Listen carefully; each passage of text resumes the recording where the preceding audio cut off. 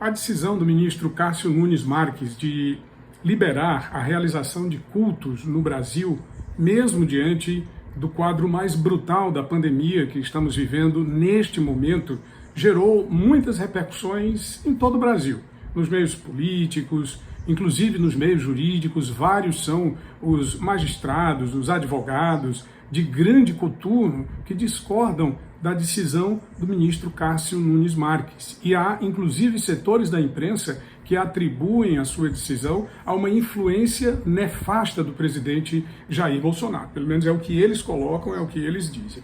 Nós, neste domingo, verificamos uma série de sites, algumas emissoras de televisão, escutamos também o noticiário do rádio e a repercussão é muito grande. Olha, o que dizem as manchetes sobre essa questão trata principalmente sobre a reação do ministro Marco Aurélio Mello, que está pertinho de se aposentar, ele vai se aposentar agora no meio do ano. E ele disse o seguinte: a decisão foi criticada, não é? O maior altar de cada pessoa deve ser a sua própria casa, porque a aglomeração, a ida para os templos religiosos, para as igrejas, pode provocar um recrudescimento, um agravamento da situação de pandemia. E o ministro disse o seguinte: por que ele não pediu ao ministro Luiz Fux, que é o presidente do Supremo Tribunal Federal, para convocar uma sessão plenária de emergência? O questionamento do ministro trata exatamente sobre o fato de que ele decidiu sozinho. Ele considera que ele jamais poderia ter tomado uma decisão dessa monocraticamente. Ele teria que chamar o colegiado para debater a situação e somente depois um veredito do próprio Supremo Tribunal Federal. Talvez o resultado fosse outro. Mas esse caso deverá ser analisado logo agora, no início da semana, através do recurso que foi apresentado ao presidente Luiz Fux pelo prefeito de Belo Horizonte.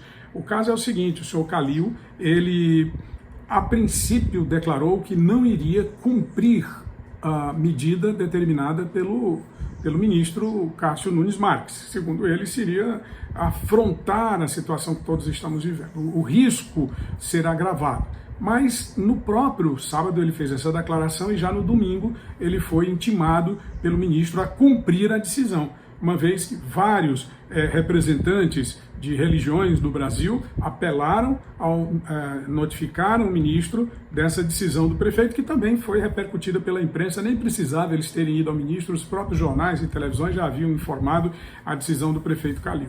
E o prefeito voltou a se manifestar sobre o assunto, dizendo que iria cumprir a determinação com muita dor no coração, por saber antecipadamente que isso poderia contribuir determinantemente para um agravamento dessa situação. É lamentável tudo isso que a gente está discutindo no Brasil hoje por conta dessa situação.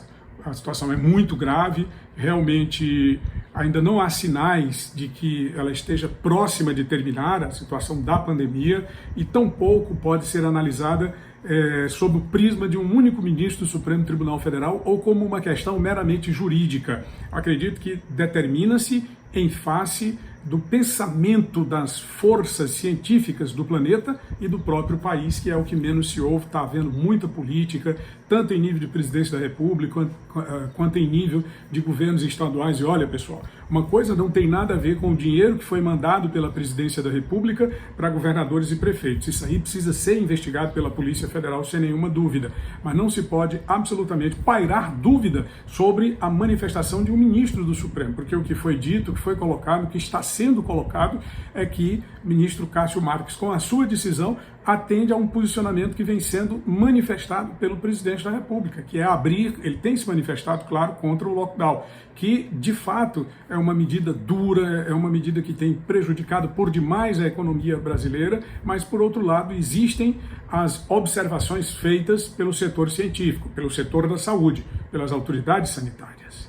A restrição, ela é fundamental para que haja o regresso, né, para que o vírus ele possa diminuir o seu índice de contaminação sobre a população brasileira. Bom, e só para finalizar aqui, nosso vídeo de hoje, eu queria falar sobre um outro caso que me chamou muita atenção, que são revelações supostamente inéditas do gangster Eduardo Cunha, que foi presidente da Câmara Federal, deputado federal, aliado do PT, depois rompeu com o PT, onde ele fala sobre os bastidores do impeachment e do seu período como presidente na Câmara, onde ele terminou sendo cassado como deputado, depois de fazer o impeachment da presidente Dilma Rousseff, terminou sendo cassado como deputado e condenado, são 12 processos que ele responde, já foi condenado em 2 e está desde o ano de 2016 cumprindo pena, passou 3 anos, 2 anos na cadeia e agora já no 3º ano ele está em casa cumprindo prisão domiciliar. E juntamente com a filha ele escreveu um livro onde fala sobre os bastidores do impeachment e os bastidores da sua atuação como parlamentar, ele que foi deputado durante vários anos. Então esse livro, ele tem 797 páginas, chama-se Tchau, Querida, Diário do Impeachment, onde ele coloca que o ex-presidente Lula teria se manifestado para ele em arrependimento por ter colocado a Dilma para o 2º mandato, deveria ter sido, segundo o Eduardo Cunha, nas palavras do Lula, ele próprio a ser o candidato, ou então sobre a questão do Michel Temer, que teria, primeiro de tudo, se consorciado com os setores que defendiam o impeachment e com ele próprio, Eduardo Cunha, e depois traído o compromisso que eles firmaram. E eu acredito pouco, não li o livro, estou vendo apenas a resenha, mas acredito pouco nas palavras do Eduardo Cunha, porque alguém que conta a sua própria história nunca conta a história por inteiro, né? Sempre conta a parte que mais lhe interessa. Mas, de todo modo, vale a pena a gente conhecer pelo menos a opinião dele, né? Saber o que é que ele pensa e o que é que ele tem a dizer, para depois de conhecer outras opiniões, formar melhor juízo sobre esse período que não tem nada de nebuloso. Nós acompanhamos da maneira mais transparente possível, tanto os meios de comunicação, jornalistas militantes, movimento nas ruas, organizações não governamentais de cunho político, a própria sociedade brasileira nunca se mobilizou tanto pelo afastamento de um presidente da República. E diante do que aconteceu no governo da Dilma e nos governos do PT, eu duvido muito que se sobrepõe aos fatos essa narrativa que hoje se quer construir de que o PT é um partido competitivo para as eleições de 2022. Bom, esse é o nosso vídeo. Se você gostou, deixa o seu gostei, se inscreve no canal e ative as notificações no sino. Receba o meu abraço, o meu agradecimento. Tony Rodrigues, Além da Notícia.